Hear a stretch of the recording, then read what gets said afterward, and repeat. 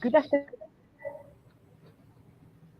everyone, and welcome to today's seminar of the Digital Classicist London Summer Series. And today we're joined by my co-organizers, Gabriel and Kelly, and we also have a very special guest, Professor Gregory Crane.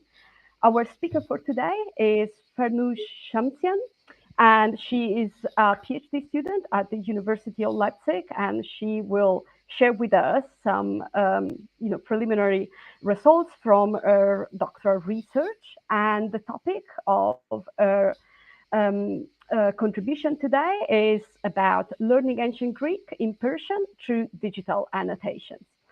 And now, just before I hand it over to Farnoosh, just a few words about how the seminar is going to work. If you're watching live on YouTube, hello, and thank you for following us in real time.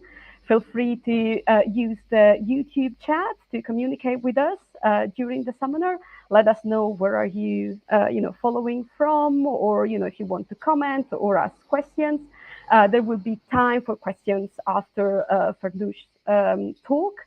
The talk will last something about 30 or 40 minutes, and then we will have plenty of time for questions and discussions. Yes, tell us hello. Yeah, I know, I know that we have people from London that are following us. So now, without any further ado, welcome, Farnoosh, and we are all here. I'm very glad to be here as well. And first of all, I want to thank the organizer of this seminar who actually made this possible. And today's seminar will be about learning ancient Greek in Persian through digital annotations. Let me actually start sharing my slides. Yes. So our main theme will be hovering around the question of how could we develop a method of learning ancient Greek in Persian. And actually, how could we, after achieving a method of learning Greek in Persian, expand that method to other languages and develop a localizable method that can be translated not only to Persian, but to multiple languages. So just to spoil the ending of my talk, I will be arguing that digital annotations can play a very important role in providing multilingual data that helps us achieve such goal. And in this seminar, I will also be introducing two of the experimental courses of ancient Greek that I have taught in the past year. An introduction to Homeric Greek, and also a course on translation of Plato's Crito in Persian. And we will be discussing the results of these courses and the translations of Crito. To the next slide.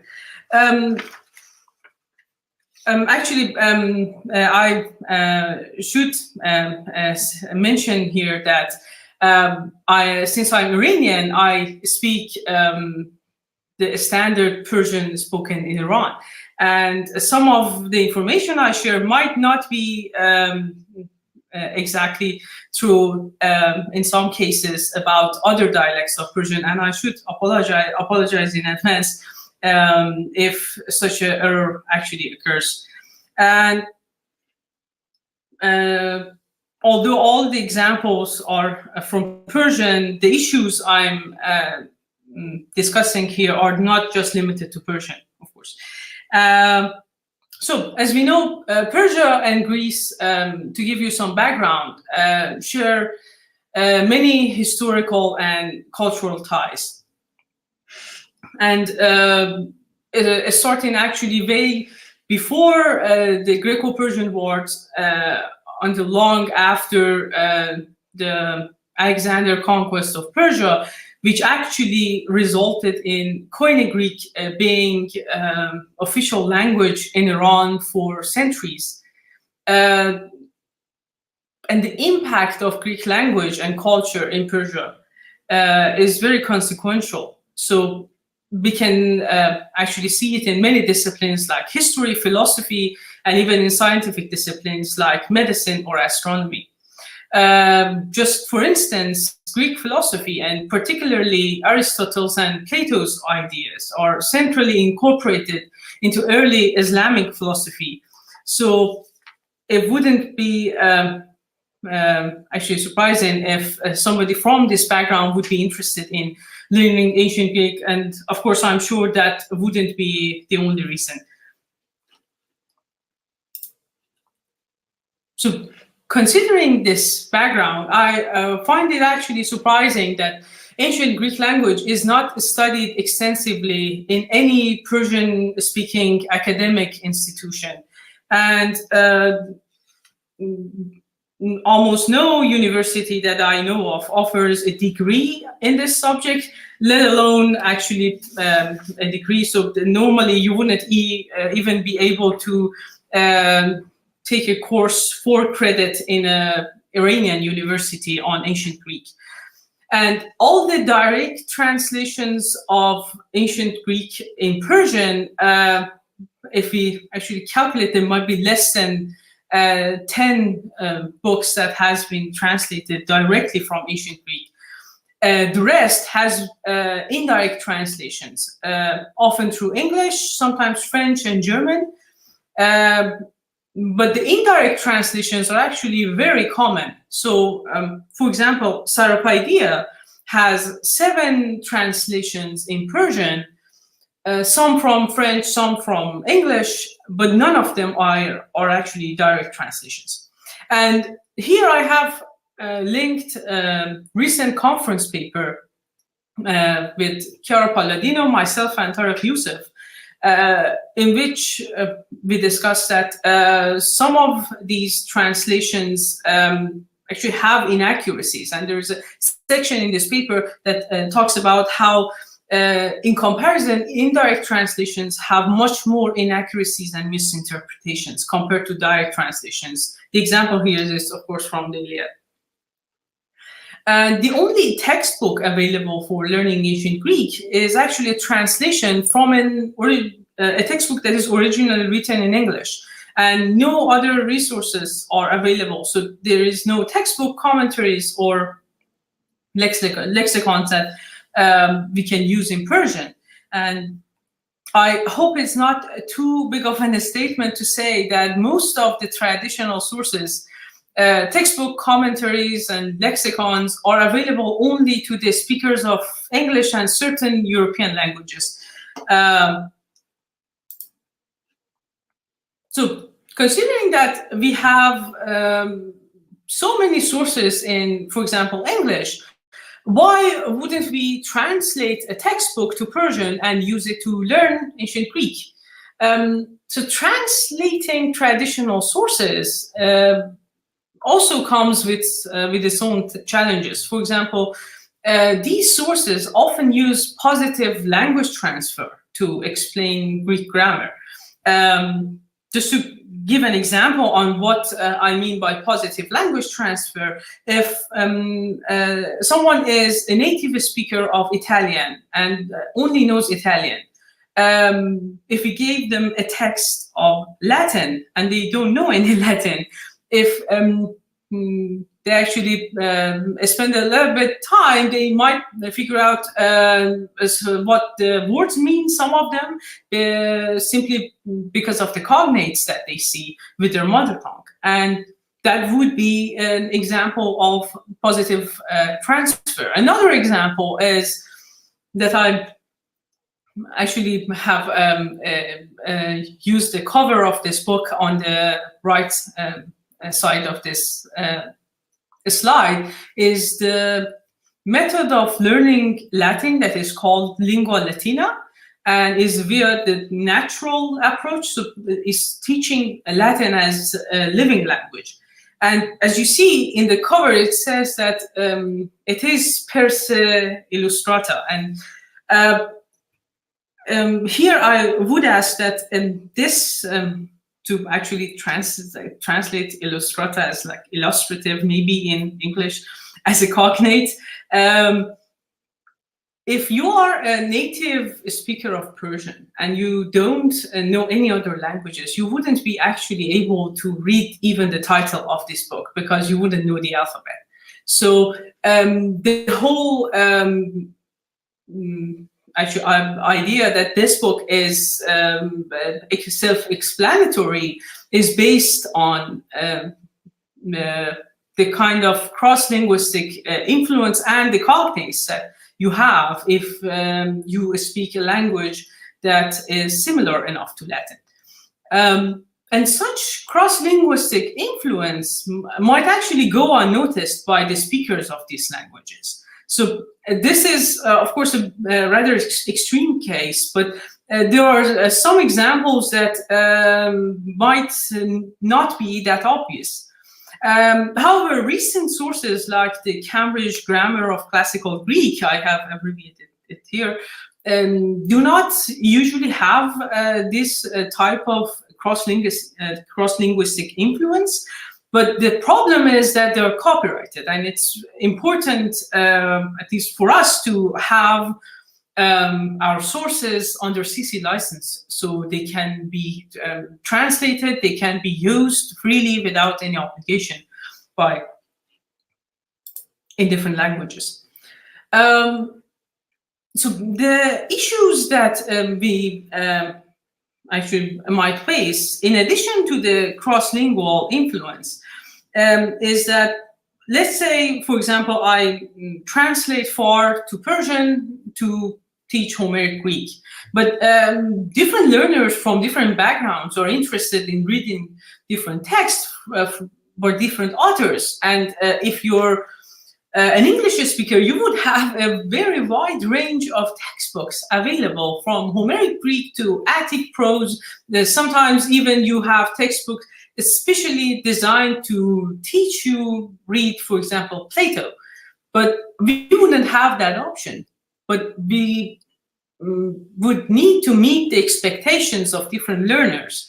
And that would require fundamental modifications in how we actually structure our source books.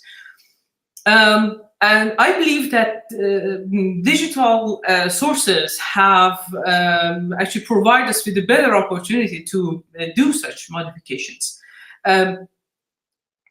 So some of the digital annotations, since they are multilingual, they can be used for pedagogical purposes, regardless of the learner's first language. And just to name a few, we have morphological annotations, dependency tree banks, and some grammar annotation tags that I will be introducing later.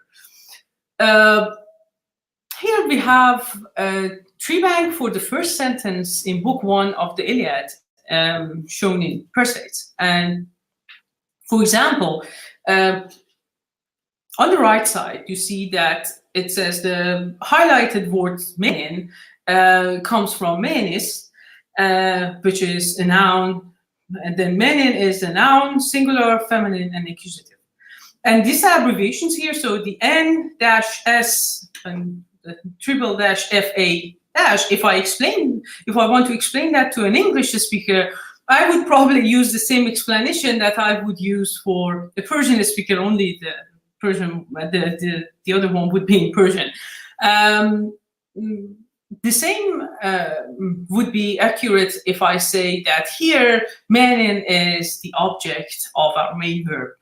So this type of annotation, if you don't have any resources in, for example, Persian, are extremely valuable. And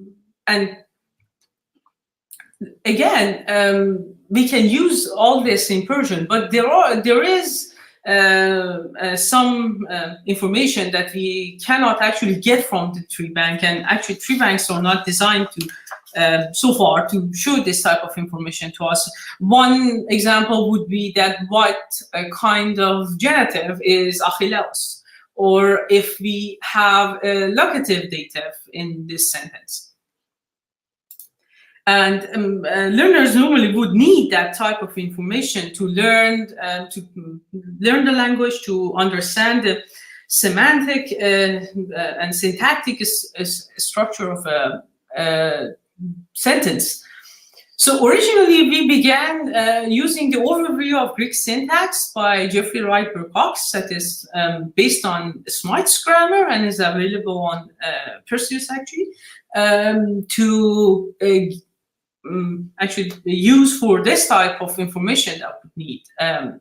And the problem there was that since there weren't that many examples, and sometimes the explanations were rather short, we couldn't use that, for example, in Persian, if we translated it as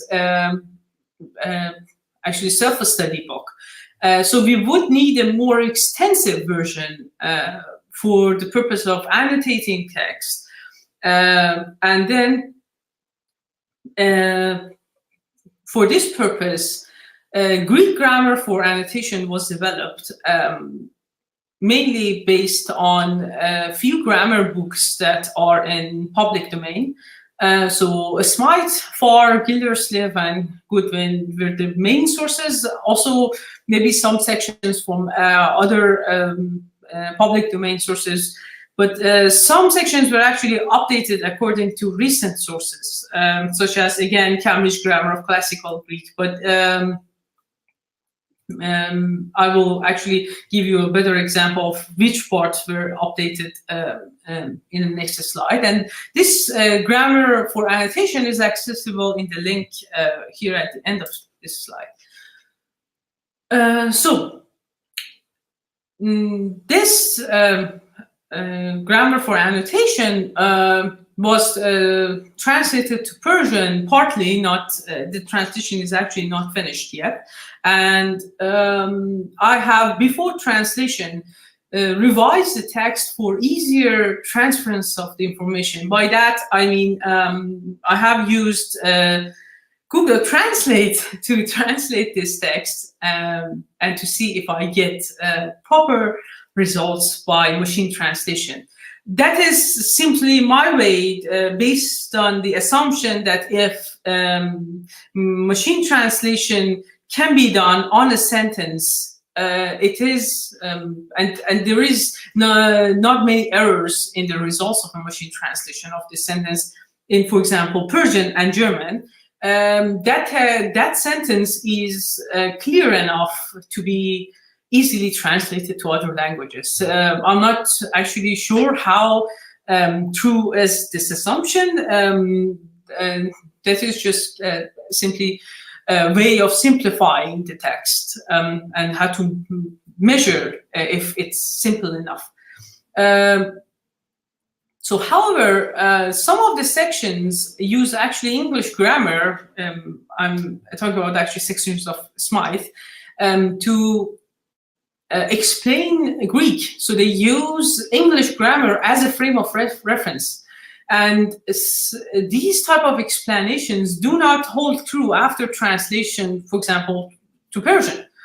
An example is the description we get for the imperfect in Smythe in paragraph 1901, that is the imperfect for present, that is explaining some of the uses of imperfect tense that actually, as you can see in the title, often translate to a present verb in English. But when I was translating this section, I noticed that the examples often translate not to a present tense, but to an imperfect tense in Persian, because Persian uses imperfect different than English in this sense, maybe. So an imperfect in Greek here is an imperfect in Persian. So that is simply maybe because Greek uses imperfect in narratives similar to Persian. So I actually had to revise that section of the imperfect. And these type of comparisons might actually be helpful and can be added to the final translation separately, but adding it to the text that we want to translate would cause actually issues with localization. So again, these explanations do not hold true after translation. And I'm thinking that currently we are talking about having a Kurdish translation of this grammar for annotation. And I'm thinking that, for example, the work actually hasn't really started, so it has actually just started, but there might be some issues where I would see that as a consultant on that translation, that I need to again edit certain sections that might have gone unnoticed by me, simply because that structure that I saw was not only between like Greek and English, but also Persian was the same. So I haven't noticed that kind of influence of the language. So I have some examples of how we can use this Greek grammar for annotation tags. So here in the first sentence, we see the beginning of the Iliad. The word achilleos is a subjective genitive that we can actually show by the tag genitive 7 that is from the grammar for annotation tags. In the next sentence, we see laon is the objective genitive that would be shown by genitive 8. And this tags then are actually lead to the grammar that would give us explanation on what is a subjective genitive or what is an objective genitive.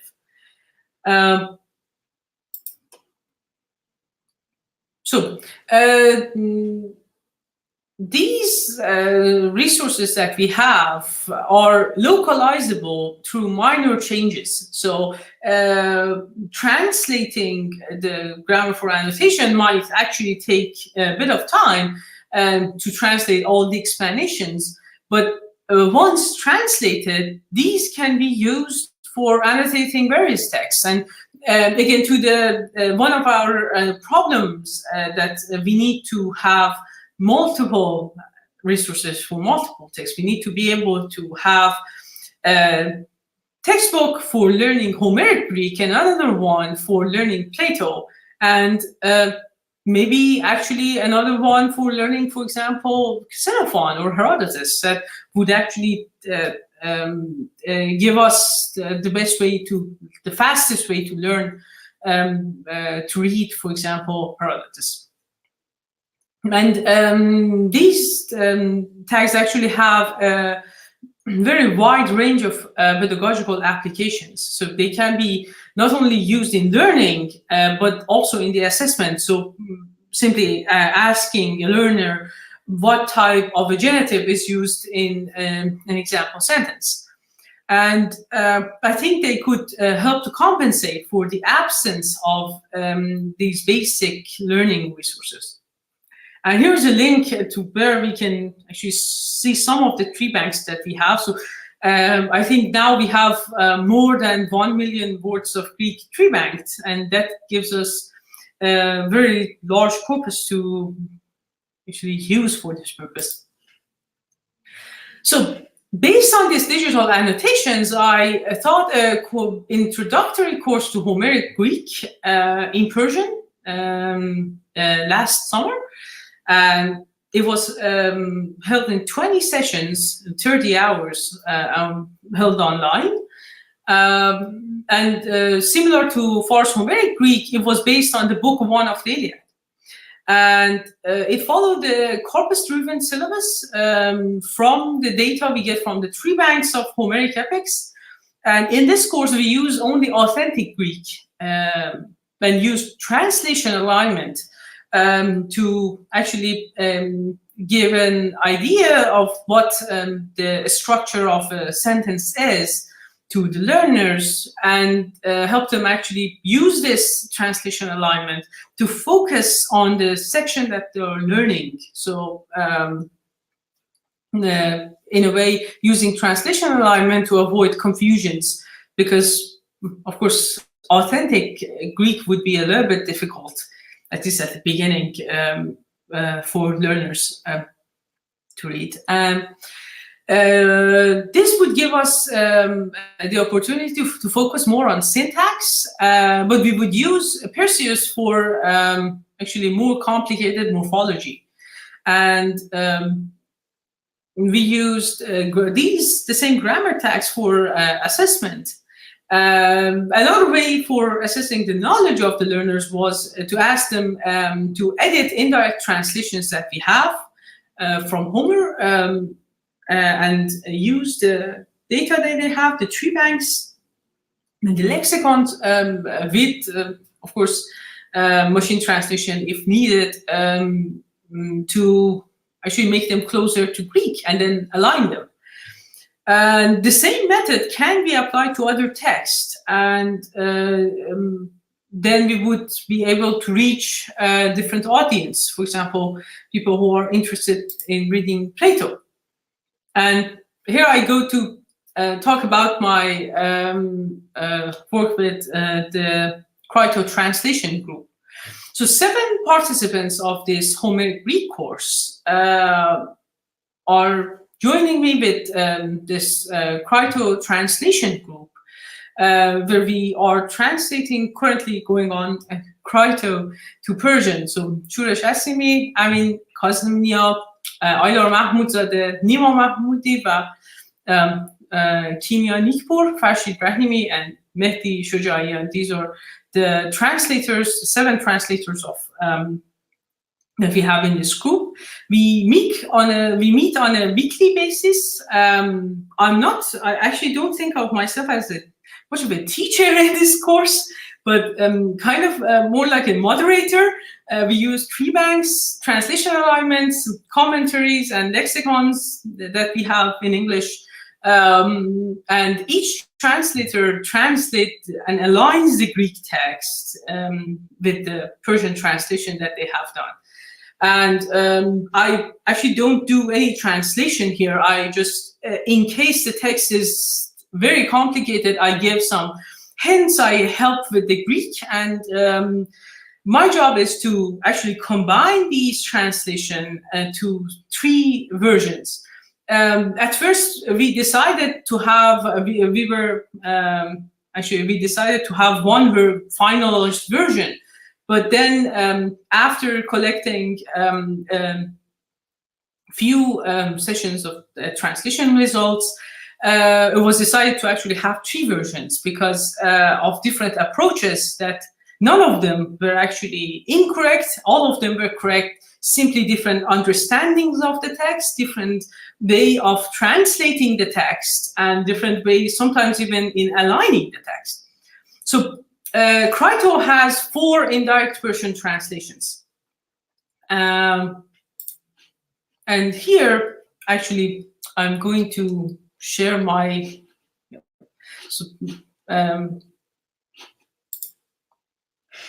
I'm going to share the Ugarit page in my browser, where we see these 4 indirect translations aligned in a sample sentence. And so you can see that sometimes even phrases go unaligned, and that is simply because, for example, in this translation, maybe actually most of the text cannot be aligned with the Persian translation that we have, because the indirect translation is not close to the Greek, or actually there is, if you see that it's not aligned, either it's not translated, or is there is a misinterpretation in the translation. But the same, here is actually the same sentence, it's actually part of the same sentence in the direct translations in our 3 versions. So this is version 1. You see actually even the de here, so is translated to Persian. Actually, this is actually good luck that these sentences, we don't have much of an unaligned word, but actually here we see that to is unaligned. The reason for that is that Persian doesn't have a definite article, and therefore it is not aligned. There is no equivalent in Persian. But as you see here, it is aligned. The reason is that we have an enclitic possessive pronoun in our Persian translation that I thought as the aligner is a good equivalent for the article that we see in the Greek. That's why it is aligned. But the other one, we didn't have any equivalent. So we can actually have the possibility to show very small details.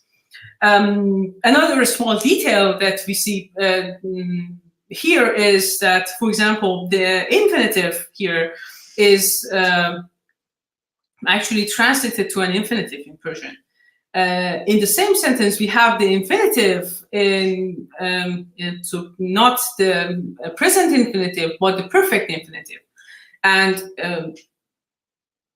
if you look at the Persian, they look actually exactly the same. So even if you can't read Persian, so the translator here is actually focusing on translating an infinitive to an infinitive. But the aspect of that infinitive is translated through the unaligned tokens. So these words that you see unaligned, those are showing us in Persian that this is there is a perfective aspect to this infinitive.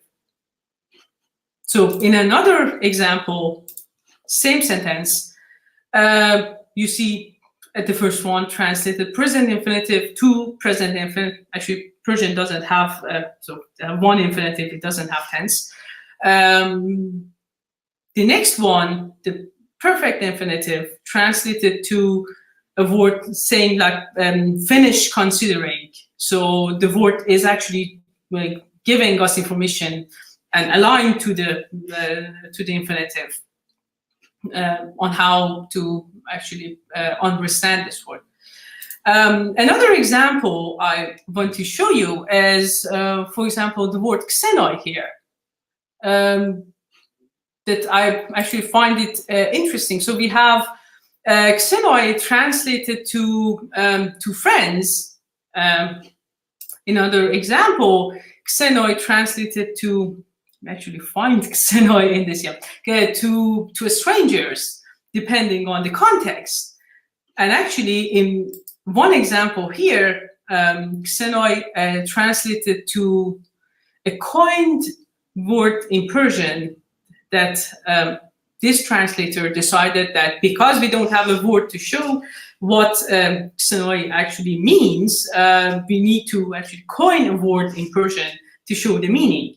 And I think even if we do not succeed in showing them exactly finding an equivalent for xenoi, here we have, regardless of this equivalent, the option to see all these translations together.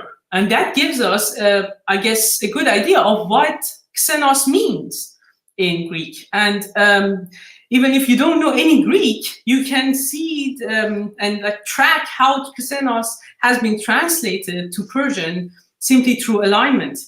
And that gives us kind of the potential to go beyond translation. And on that note, actually, I'm going to finish my talk, and in the next few minutes that we have left, ask Professor Crane to please share with us some of the recent developments that we have in the Open Greek and Latin. Thank you very much, Farnoosh. You know, I love hearing this presentation, hearing this work. So I'll talk a little bit, but I really want to have as much time as possible for questions for Farnoosh. and for her own work. But I'll say that you've seen demonstrations of viewing environment for tree banks. That is an editing environment for tree banks. That's called Perseids. There are other ones. We've seen an example of Ugarit, which is the alignment editing environment. Each of these is a separate and distinct environment. There are also environments that exist for adding or geotagging place names. I have a reference to Athens. It is not Athens in Georgia in the United States, it's Athens, Greece. And so we have been working with support from the American National Endowment for the Humanities on a task of creating a version of the Perseus Digital Library that allows us to integrate multiple different annotations into a single reading environment, more or less as seamlessly as possible. And so this includes, start with a fairly obvious one, but something I think of. And so here, we've been looking at texts and pictures for decades. But what's different here is this is a canonical text services text. This is a data model, this text on the left. So we can define any word in any version of any canonical text. And I won't get into it in detail, but this is a very powerful logical space that allows us to create standoff annotation with reference schemes that are quite sustainable. And on the right, we have the now rather familiar IIIF framework for working with objects, often writing or text-bearing objects. This is a transcription on the left of the text inside, text of the Iliad here, and buried down here, we've got the transcription of the annotations. So again, this is not earth-shaking, but the fact is we have these two logical systems, one oriented around an object, one oriented around the logical structure of the text. We can bring them together. We also have the ability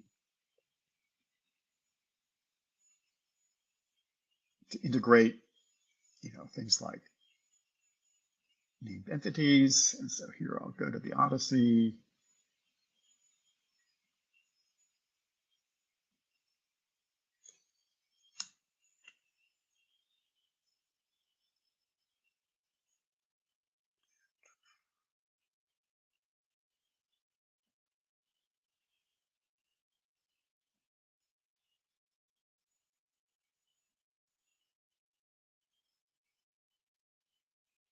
Theory, display mode. In theory, yes, I'm getting a delay because my machine is struggling. But in theory, I would be able to see a map. I will be able to see a map if my browser returns to life. Now, this text was annotated by a student at an American university, Furman University. We're able to credit the annotations here, and ultimately we will see a version of this with the map. This is a little slow because it's the entire book of Odyssey 3.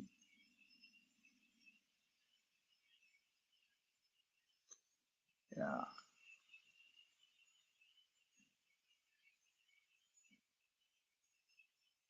And in theory,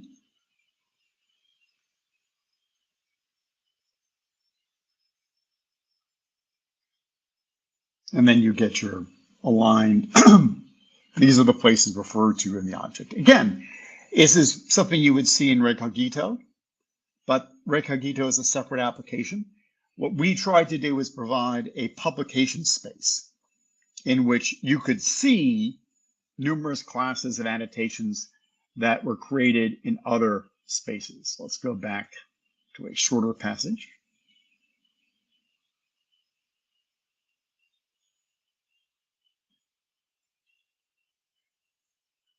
I'll finish up this blocky.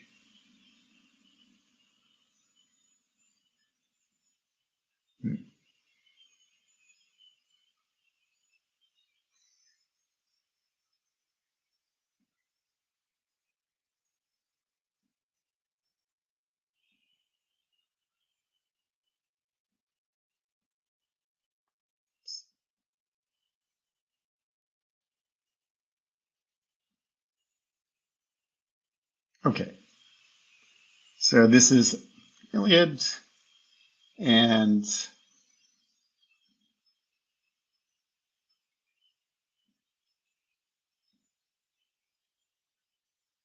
here you have same basic strategy as in Ugarit. In fact, we can now export out of Ugarit and include the aligned translations in Persian. We also have Farnoosh's aligned Persian.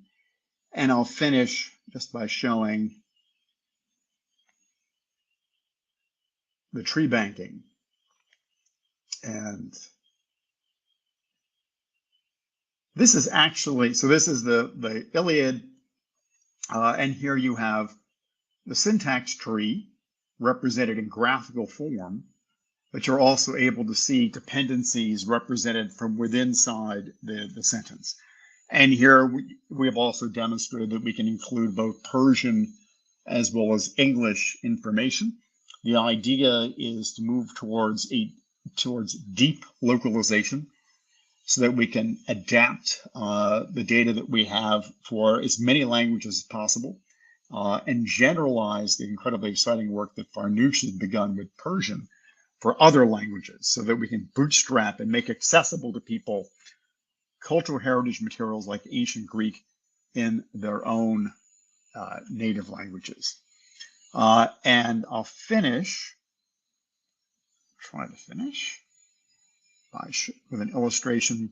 Now, Farnoosh has talked about, we have tree banks and we have aligned translations. The amount of Greek that's available with full morphosyntactic analysis or part-of-speech tagging and syntactic analysis has now exceeded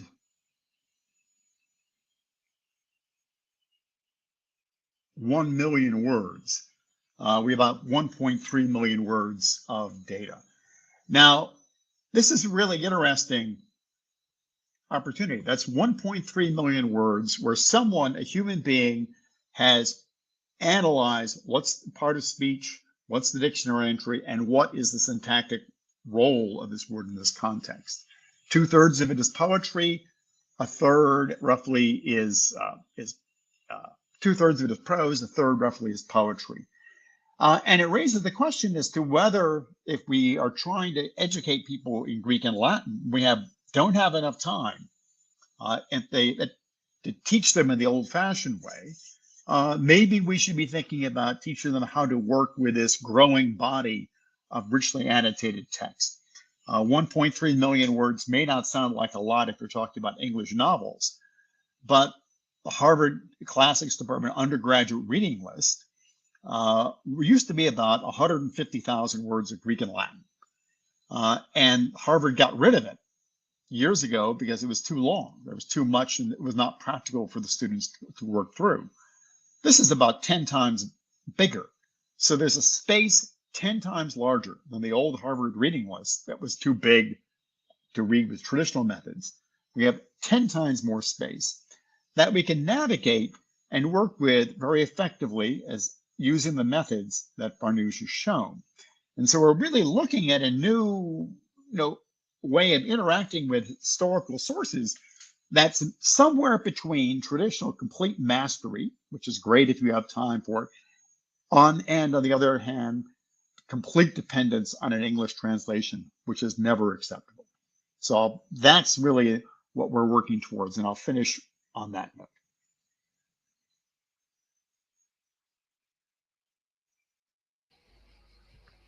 Thank you very much, Farnoosh and Greg, for these very, very interesting demonstration of how powerful annotation can be and how much we can build through annotation, how many incredible resources for the community we can create. So thank you for your work and for creating these tools.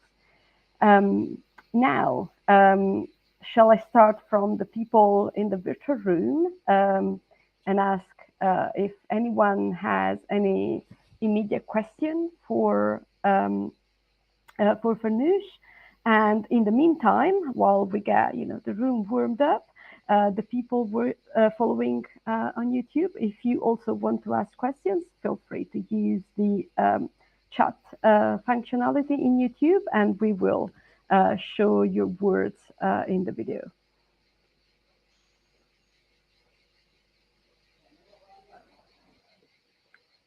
Anyone ready to go? Yes, Kelly.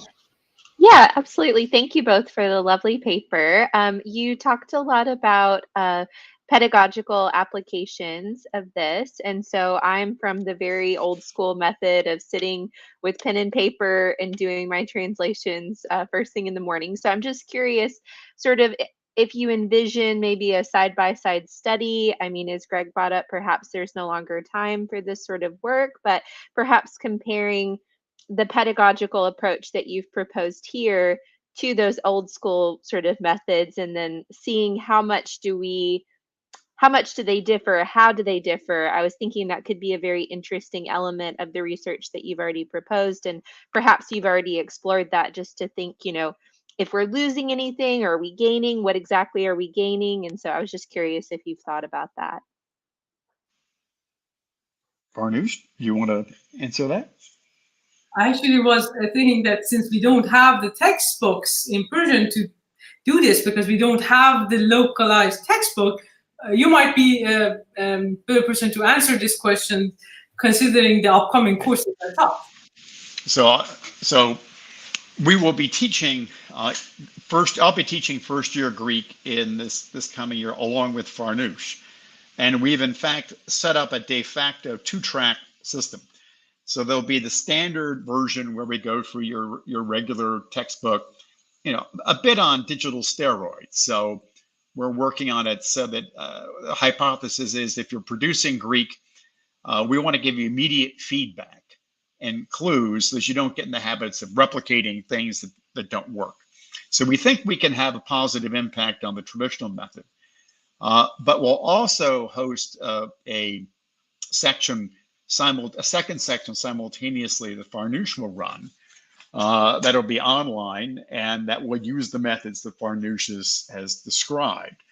And it's an interesting question as to, I'm old school, so I still feel like I should be doing a lot of active production.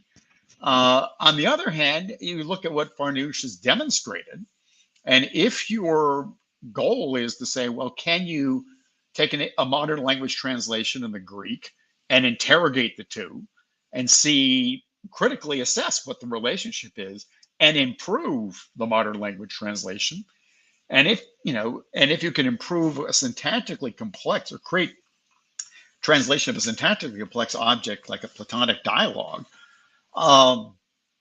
we're not. Very few of us are interested in doing prose composition in Greek to imitate Demosthenes. I mean, it's nice to do, but practically, if you have limited time. So I think my hypothesis is you would start with a method that Farnoosh uses, where she doesn't generate a single word. It's absolutely mind-blowing to me. And then maybe in the second or third semester, maybe then you go back and learn how to generate. And where would you be after 3 semesters?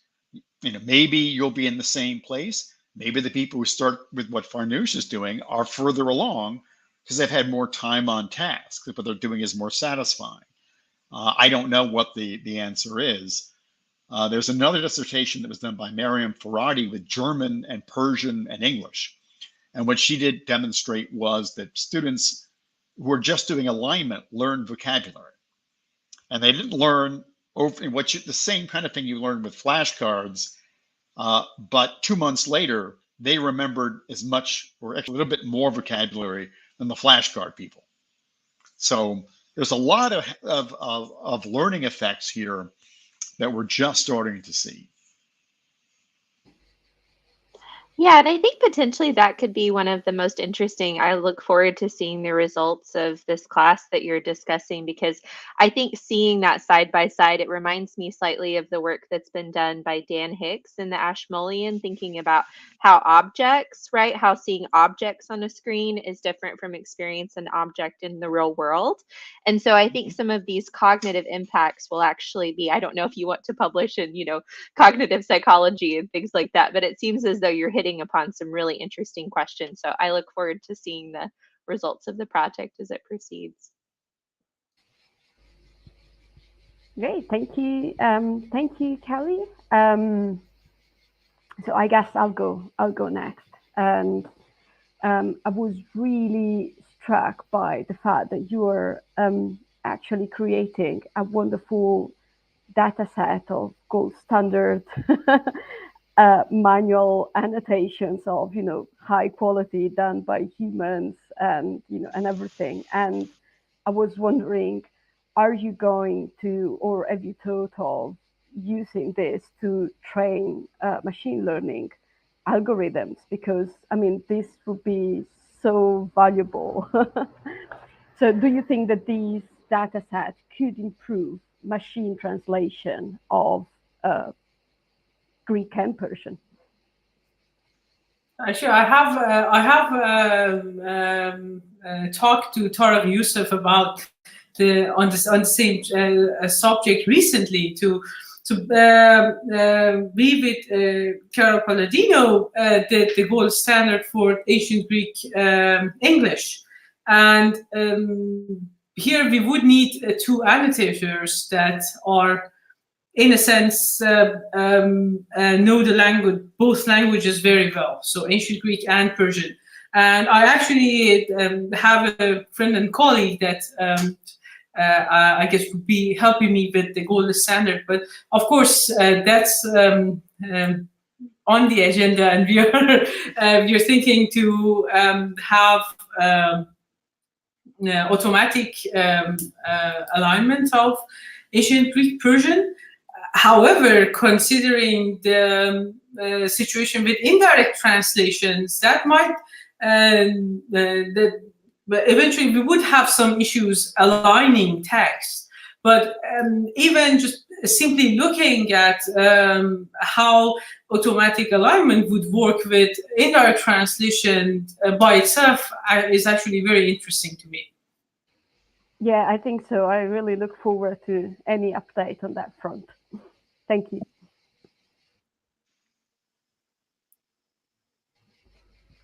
So I think it was too hot today for people in the audience to ask questions.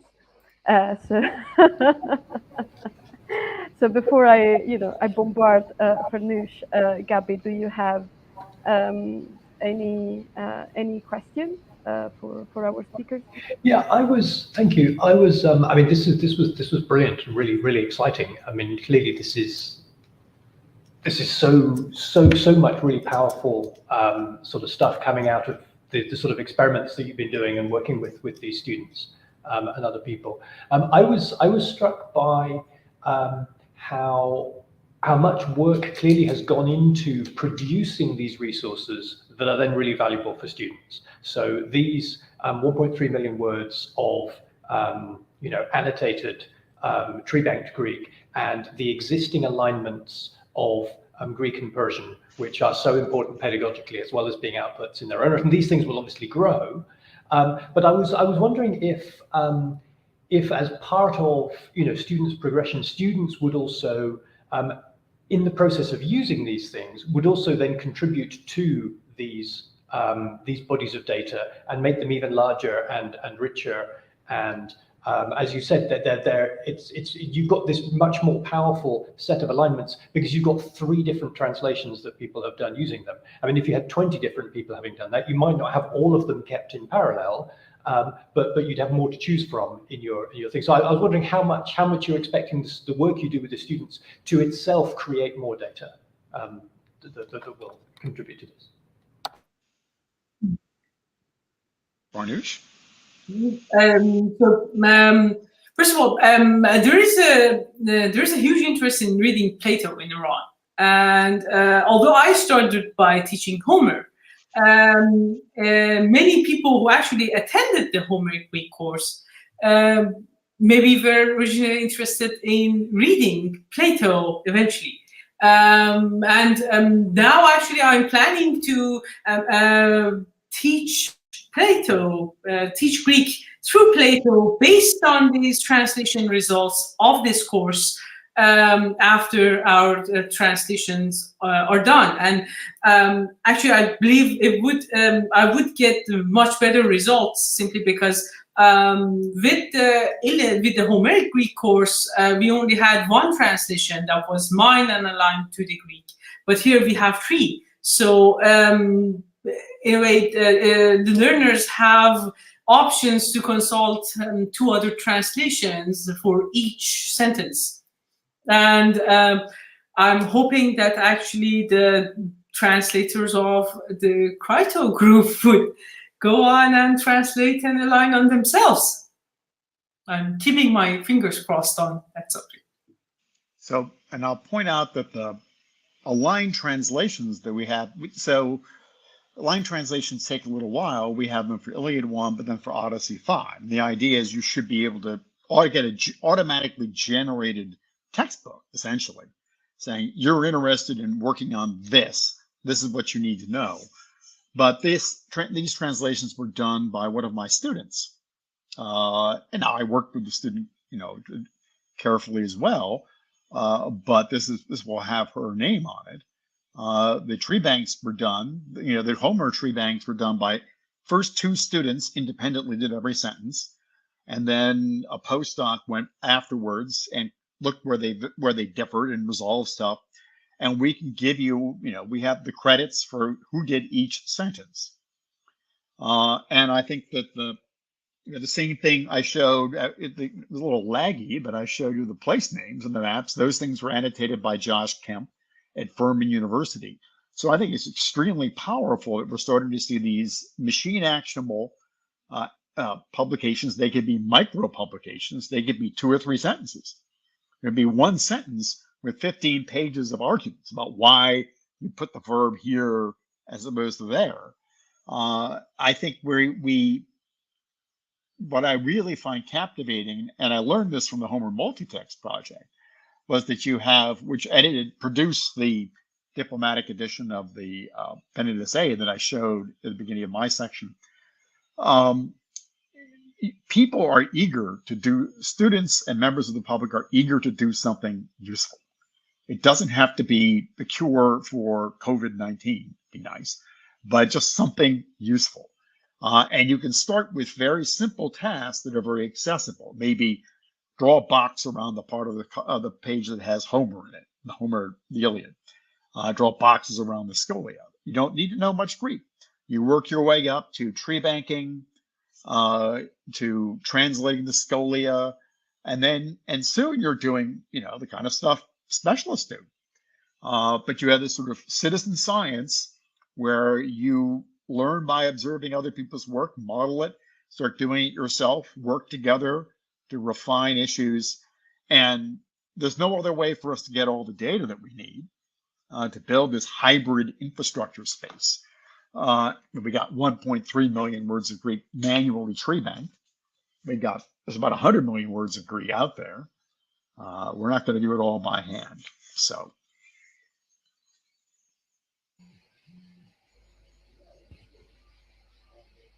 Cool. I might, if I may, I will ask another question. And I was curious to know to what extent is this method traveling outside the ancient world community, and if you see these as just a new method to learn languages that is not necessarily tied to ancient text that is fragmentary, in which every single word is very precious. It's just we could learn Spanish with tree banking. We could learn Portuguese. I think in living languages, I don't know actually much, but I think I actually saw a paper on using tree bank for learning the grammatical concept in Japanese. But I myself, I'm very interested in working on same methods on Shahnameh. So that would be early modern Persian, very similar and to modern Persian, and usually Shahnameh can be understood by current Persian speakers. But in a way, it would give us a lot more opportunity to read the text and, for example, explore Shahnameh without going through like learning modern Persian the way you learn a living language. However, but if you learn modern Persian, it might not be as efficient to read Shahnameh, for example. But well, I'm hoping that one day I would, or someone else would, actually expand these methods to Shahnameh, have tree banks, have translation alignments, and then I'm assuming we actually might get similar results. I would say that when you shift over, we use a way of managing the tree banks, which is based on the Prague dependency tree bank. We're moving over to the universal dependencies, and that's been applied to more than 100 languages. But the scenario that I would often show, if I were doing the whole presentation, I would show you something in a language I don't know, like Croatian. And then I would say, here's the machine translation. It's nice. Here is automatic tree banking analysis of the Croatian. And I know something about how these annotations work. And I can say, well, that's a locative. I can start to see what's actually going on in the language. Right now, I met with a master's student who's doing a project on a German monograph in the early 19th century by Friedrich Wolf about the description of Altertumswissenschaft. I don't think anyone ever reads it. We'll produce a translation and we'll use DeepL and Google Translate to start. My student hasn't studied German. And part of the hypothesis is, how well can she work directly with the German, noting, well, that there'll be errors in the translation, there'll be errors in the tree bank, but not the same errors. How far can she go to correct those errors? How well can she get into the language? And I think, it's an exploration of a different way of working with modern languages. And I think it's certainly better than not looking at anything. And I think it's better than my hypothesis is better than having a hybrid space with, imperfect machine translation, imperfect tree banking, and linguistic annotation is superior to having a human authored translation, which is a dead end that you can't get past. Thank you very much. This is really, really rich and fascinating topic. I'm aware that we just actually overrun, so I should actually stop asking questions now, unless we have a very last burning one from anyone in the room. If not, I will just thank our speakers again. Thank you, Farnoosh. Thank you, Greg.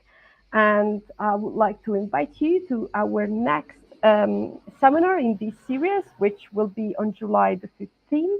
And our speakers will be Alice Clinch and Jari Pakanen, and they will talk about documenting ancient plasters in 3D, comparing standard and focus stacking macrophotogrammetry. So don't miss it. And thank you again, and see you guys for the next seminar. Thank you very much. I only wish we could all go drinking, but that's next time. Next time, we hope, yes.